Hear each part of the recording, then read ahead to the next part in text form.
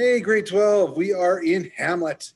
Oh, finally, been waiting for this. Okay, so Hamlet, we have we started out yesterday on October 5th. We got through Act 1 and Act 2, finished that up today in the review, and then we were able to move into Act 3, Scene 1. So we're cruising through this quite nicely. You're reading it really well. I'm very proud of you. Having some fun with it too, change your voice, things like that. So just keep doing what you're doing, and we'll get that done. You should start working on your tombstones now, because we're at that middle part of the play, the climax. And so you can look at the course outline for details on the tombstone, and if you don't have the course outlines from Google Classroom, go to LibGuide, it's all there, okay?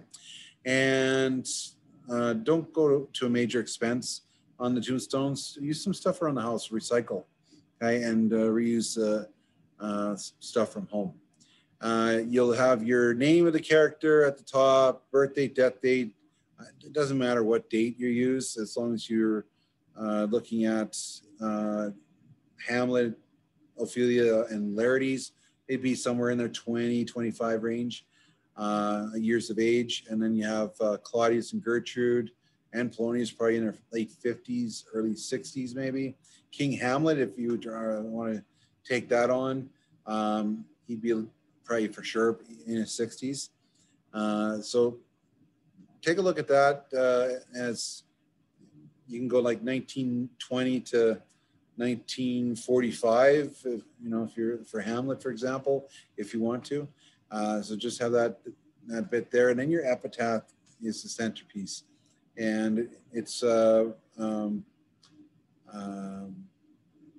to 10 lines would be your range. You don't want to have anything longer than that, okay?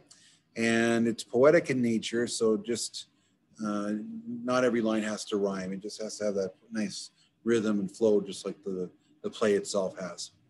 And we've got plenty of examples here in the classroom that you can take a look at just to inspire yourself. Traditional one, it's like the cross. Contemporary would be a headstone, and symbolic would be an object that or an item that best reflects that character. Okay, so and TED Talks, we talked about that too. That's coming up, and that's the last 2 days of Quint. And keep in mind, we have only now 13 days left of Quint number 1, and we've got no school on Thanksgiving Monday, this coming Monday. We have a half day on the 15th, so no afternoon class, and then we have no school on the 26th, and then of course 27th, 28th, we're done. Okay, so it's going pretty quick. So get going on your tombstone, please. And don't forget wrong class. Animal Farm projects are due Friday with your summaries as well if you haven't submitted. Okay, let's get into sharing the screen here. And let's go to Hamlet. Long time ago in a castle in Denmark. All right, so Episode 1, I used Star Wars titles for my acts. So Act 1, but I call it Episode 1, The Ghost Within.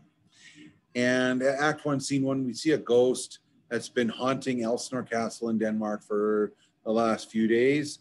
And every time the guards try to speak to it, the ghost tries to speak but can't. And then when the cock crows, the morning comes, the ghost disappears. So Marcellus, one of the guards, says it's appeared twice. Horatio is a person that was brought in to have proof that they weren't dreaming this up.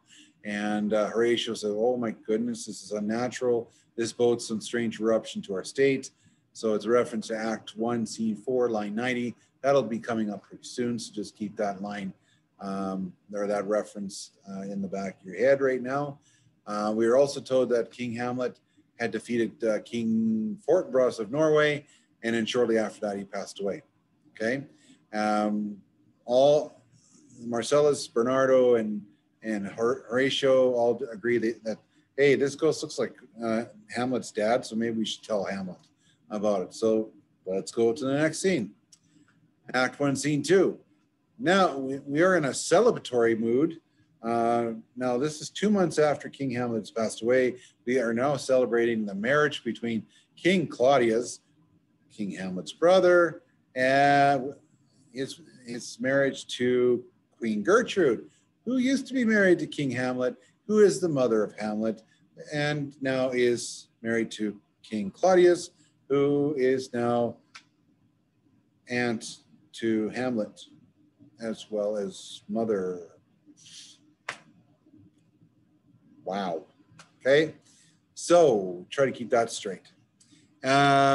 So Claudius is thanking the court for allowing this marriage to take place.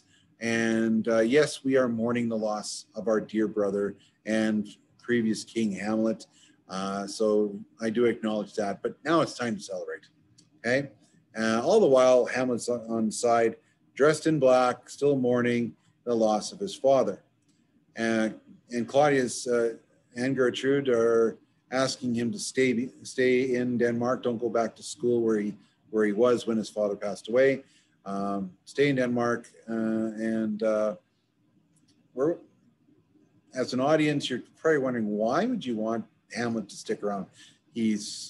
Especially if you're going to be celebrating and he's still mourning. That's really not fair to Hamlet. And the other thing is really, Hamlet's like, why would you even say this? Claudius is like, we all lose somebody, and and we have this mourning period, and it's now time to move on. Well, it's 2 months after. If Hamlet still wants to mourn, let him mourn. This is the question I asked: how long should a person mourn? You mourn for as long as you need to mourn. Okay, but Claudius doesn't see it that way, and Gertrude's going along with this too. Hamlet's like, okay, but really he's not buying into this. So then we have on the side story, Larity's asking permission to go back to France. He's the son of Polonius and Ophelia, and we don't see Larity's. Well, we'll see him in one more scene, then he's gone till Act 4. Claudius brags about the fact that we are now a powerful country. We've defeated Norway, and if Norway tries to challenge us again, we're ready to take them on. Okay. First soliloquy. Soliloquy is where the actor shares his thoughts or her thoughts or their thoughts with the audience. Like, we kind of get to listen in on their innermost feelings and ideas. And so we have our first soliloquy of 9, lines 129 to 158. Hamlet's angry at what's been going on the last 2 months, angry at his mother, calls her weak. The fact that this marriage did take place, maybe not so much a big deal had it been later on, but it is a big deal because it's 2 months after the fact, and she married my uncle. I don't like the guy. Okay. So it's like, why couldn't you just be by yourself right now? Be a mother to me, be a supportive mother instead of having to get married again. So he realizes he has to keep his feelings to himself because everybody else is now celebrating, and he doesn't have that support group in place to share his feelings. So he has to keep this to himself. His friend Horatio comes in, and they acknowledge the events that have occurred, and Horatio admits that, yeah, it was pretty close to your dad's passing, this marriage. So I'm not sure about that one. But anyways, Horatio says that, hey, we've seen your dad, and Hamlet says, yeah, so I see my dad in my mind's eye. I said, no, we actually saw your dad. He's dressed in full armor. He's a ghost, but we've seen him, and you need to come see this. And Hamlet said, yeah, I got to see what this is all about. So they plan on going to view this event. Act 1, Scene 3, Polonius is bidding farewell to his son Laertes as he prepares to head off to France. But before he does that, Laertes gives some advice to his sister Ophelia not to spend any more time with Hamlet. Ophelia's like, look, brother, don't preach at me. I get enough of that from my dad, or our dad, I should say.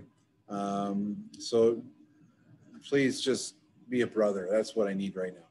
And so Laertes goes, yeah, okay. But what kind of brother can he be when he's off in France and Ophelia's left behind to be controlled by their father? Ophelia loses one of the three male influences in her life. So Laertes is gone. Now there's just Polonius, before Laertes leaves, so I should say this, provides some advice. And this is some fatherly advice, which is one of the rare moments where Polonius is actually a father to these kids. You know, to thine own self be true. Be true to yourself. Don't be somebody that you're not, because that's just going to lead to trouble and trials and tribulations, things like that. So be a good person and be true. And so Laertes goes, oh, thanks, Dad. I appreciate that. So then Laertes says to Ophelia, remember what I said, though? So, yes, okay. So Laertes leaves. Polonius goes, okay, what'd your brother say? Interrogation right away. It's like Jekyll and Hyde. And so Ophelia's like, we were just talking and talking about Hamlet and stuff like that. And then Polonius says, I don't want you seeing Hamlet anymore. And if he does come talk to you or present himself to you, you need to report back to me exactly what's going on. And it's like she wants to say no, but she can't. She has to abide by her father's rules and expectations, and so she agrees to report back if Hamlet does make contact with her. So right away, Ophelia feels lonely. She's all by herself on this one. She doesn't have her brother anymore to talk to about this. Act 1, Scene 4, Hamlet goes to see the ghost that looks like his dead father, and it's beckoning him and saying, hey, come with me, I want to talk to you. Won't talk to anybody else, but hey, my son's here, I want to talk to him. And everybody else is saying, don't go, this is not good, this is unnatural. And Marcella reiterates what Horatio had said. So this strange eruption in our state is now, you know, this is something rotten in the state of Denmark. And that's that reference we were making for line 90 in Act 1, Scene 4. And so that's going to be our underlying theme as the play progresses. Act 1, Scene 5, the ghost tells a murder most foul, but cannot reveal the serpent's name. Like Hamlet's dad is in purgatory. He's in a massive waiting room, waiting for unfinished business to be dealt with so that his soul can be either can go to heaven or go to hell. So those in purgatory can roam the earth and try to get their cases dealt with so that they can finally be judged and preferably go to heaven. So he can't come out and just tell the story straight out. He has to be cryptic. So he is, and so that's version 1. And then when Hamlet figures out all the clues and puts it together, he realizes that the serpent is Claudius, his brother. And Claudius is the one that murdered Hamlet's father. So now Hamlet can get a little more detail about what transpired. And we find out that King Hamlet was sleeping in an orchard. Claudius poured some poison in his ear, and it was painful to him. And of course, it led to his passing.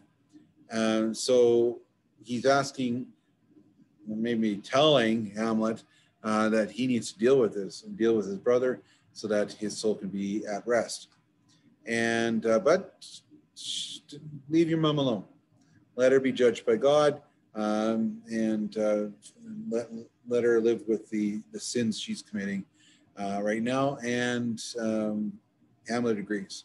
So we have a second soliloquy where Hamlet agrees he will avenge his father's death, and so we get into what the plan should be. All right, so let me just get back to my scene here. Yeah. Okay, so now we go to Act 2, or Episode 2, Theories and Revenge. Act 2, Scene 1, Polonius is preparing Ronaldo. He's a spy that will be hired to spy on Laertes. We're going to be seeing a lot of spying in this play. Not a lot of trust here, okay? So Ronaldo is going to go to France, spy on Laertes, and report back to Polonius. And it's like, you just gave him all this advice. Why don't you trust your kid?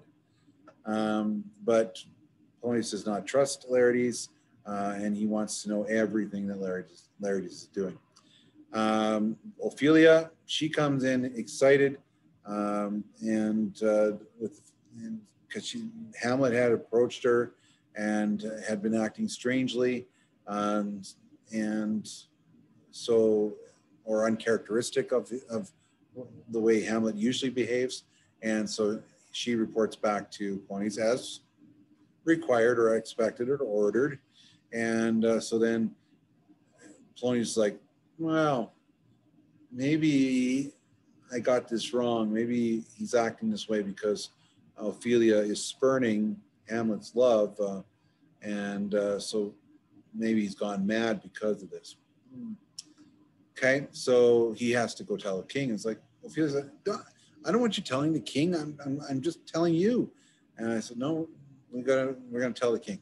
So there's no privacy, or it doesn't seem like there's no respect for Ophelia as a person, as a woman.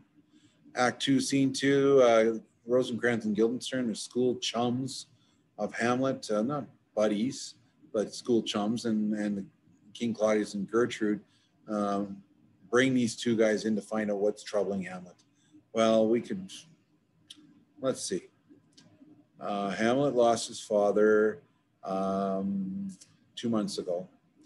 Hamlet's mother remarried 2 months after the fact.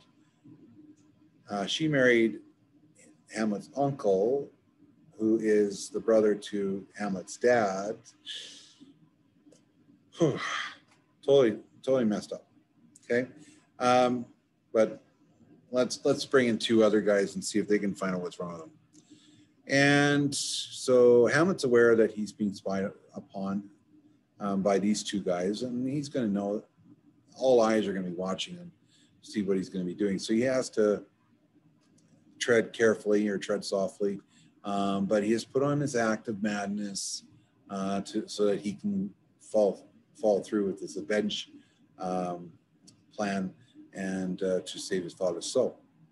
Polonius and Claudius plan to spy on him later on and find out whether Hamlet's mad or if he's totally faking it. Some actors come in, and he's going to use the actors to perform a play that will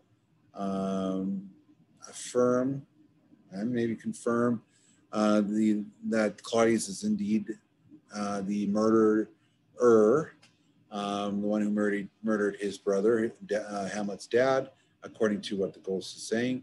And if Claudius reacts to the play in the way that he's hoping, then the ghost is true. If not, then it's a figment of his imagination, and he can just go back to his life the way it was. We have a third soliloquy. Hamlet is really criticizing himself for not acting sooner on this plan. He's playing all these games and he's kind of taking the scenic route to do this avenging thing. But he gives credit to the player who cites this beautiful speech, and has emotions and everything, and shows that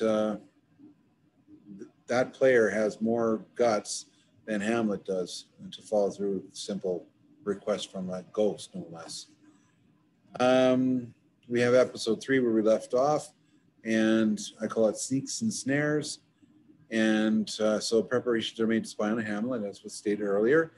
King, Polonius, and Ophelia conceal themselves. So King and Polonius are hiding behind an arras, and they'll just listen and watch what's going on. Ophelia's going to conceal her emotions and present herself as being, you know, like lonely and stuff like that, in the hopes that it might be able to get Hamlet to reveal himself as a fake or as truly mad.